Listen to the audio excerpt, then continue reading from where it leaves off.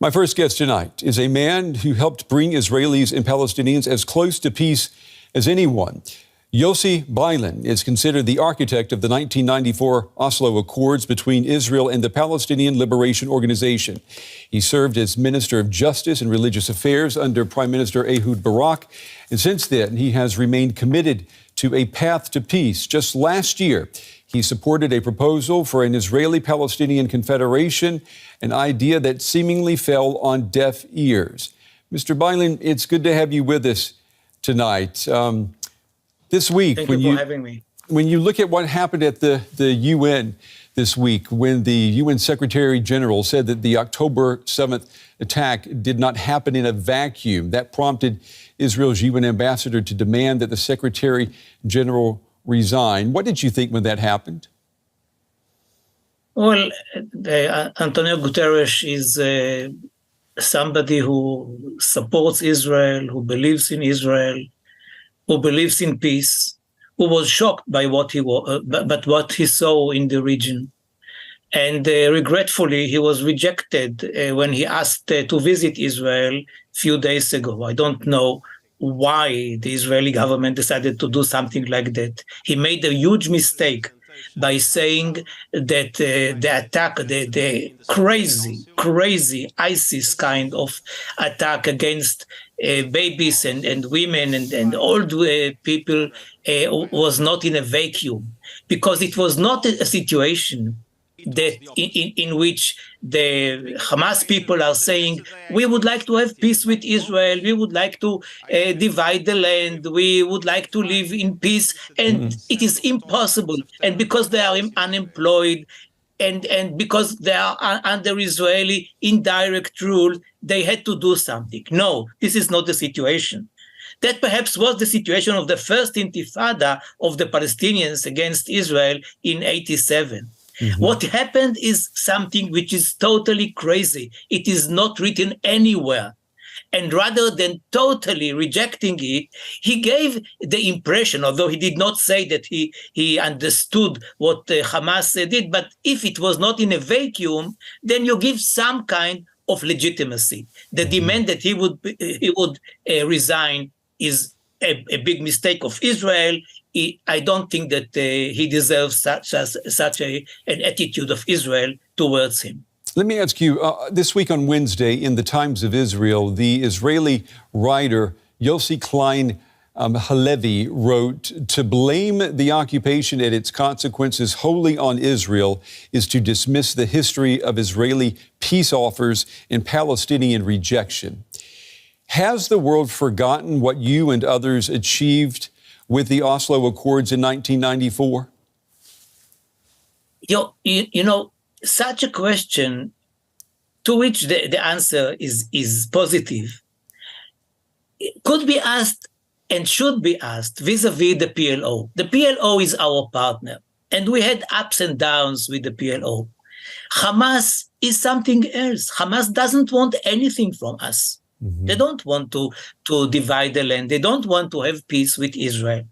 And this is why it was a mistake to allow Hamas to run in the elections of 2006 and to remain in the leadership of Gaza, despite of all the violent encounters that we had with each other. But the point is that the Israeli right saw Hamas as a better interlocutor or neighbor than the PLO, because the PLO wanted and wants to divide the land. This is the major issue between us and them.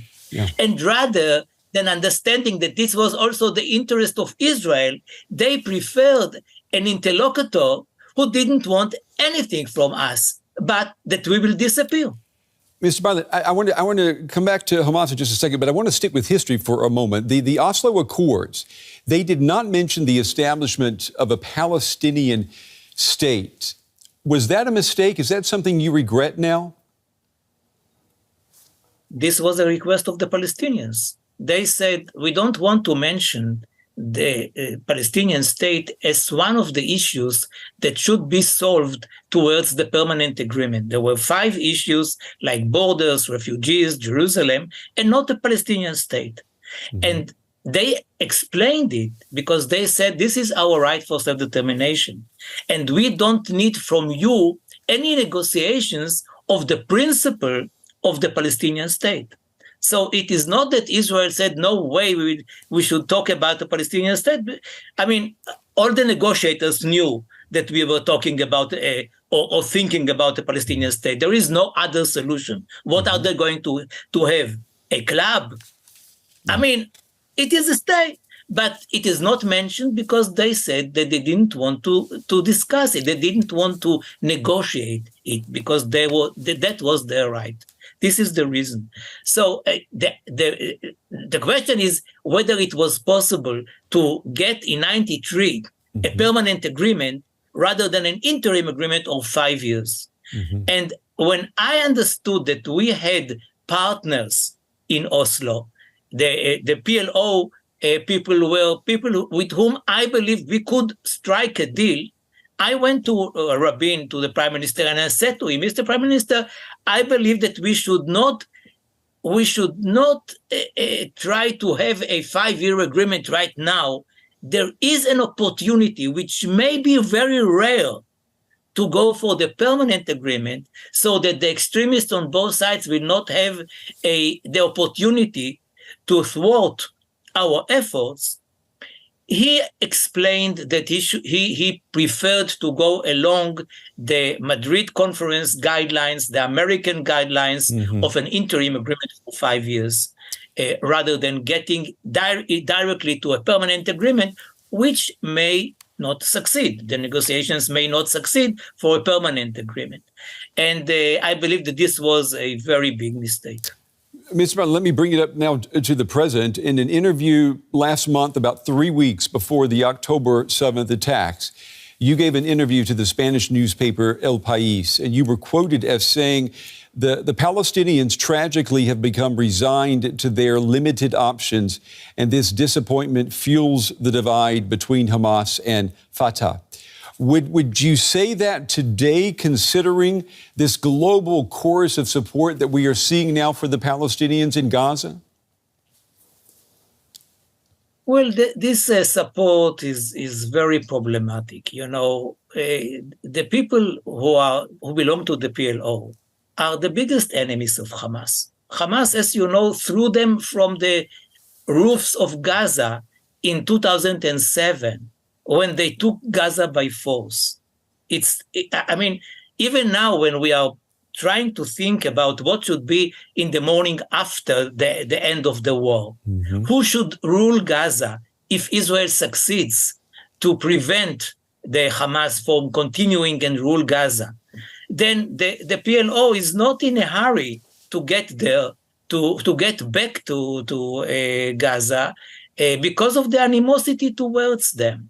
So even when you hear that in Jordan and in other places, people are saying, or comparing what the Hamas did on that Black Saturday a few weeks ago, and what Israel in its retaliation does, you know that if you know the people, you know their motivations, you know that Hamas is an enemy of many forces in the Middle East who would like to see Israel distancing them from governing the Gaza Strip.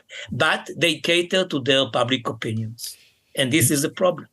You said before the October 7th attacks that the Jewish settlements in the West Bank were one of the biggest obstacles to peace.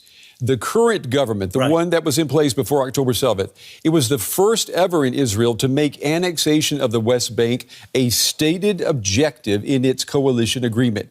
I mean, that had to really sting for someone like you. Well, I believe that the current government of Israel, led by Netanyahu, is a big obstacle for peace by itself. And encouraging more settlements or more housing units in the current settlements is a very, very big obstacle. And one of the ideas that I suggested, but not only me, it is a group of Palestinians and Israelis. The Palestinian group is led by Dr. Hiba Husseini, is to have, as you mentioned before, a confederation, the Holy Land Confederation of Israel and Palestine in the future, which will allow all those settlers who will find themselves in the Palestinian state once we draw a border between Israel and Palestine to remain there in Palestine as residents of Palestine and citizens of Israel, while the same number of Palestinian citizens who would like to live in Israel will be allowed to do that as permanent residents. So then you can really take off the table the issue of evacuating hundreds of thousands of settlers. And if that is removed, I believe that the way for an agreement will be open. And since sometimes in history, or many times in history, the efforts for peace were accelerated as a result of wars, I hope that this very sad situation, when we see ourselves now fighting in Gaza, and of course civilians are hit and suffer and pay the price, even if we are telling them in advance, you have to leave their homes, even that is not such a big or positive announcement for them. I believe that it might, the current situation, the current tragic situation may be an acceleration towards peace if we are wise enough to use this opportunity. Well, that is a positive way to end our segment, Mr. Beilin. Unfortunately, we're out of time, but we certainly appreciate you taking the time to share your thoughts with us tonight, Mr. Yossi Beilin. Thank you. Thank you very much.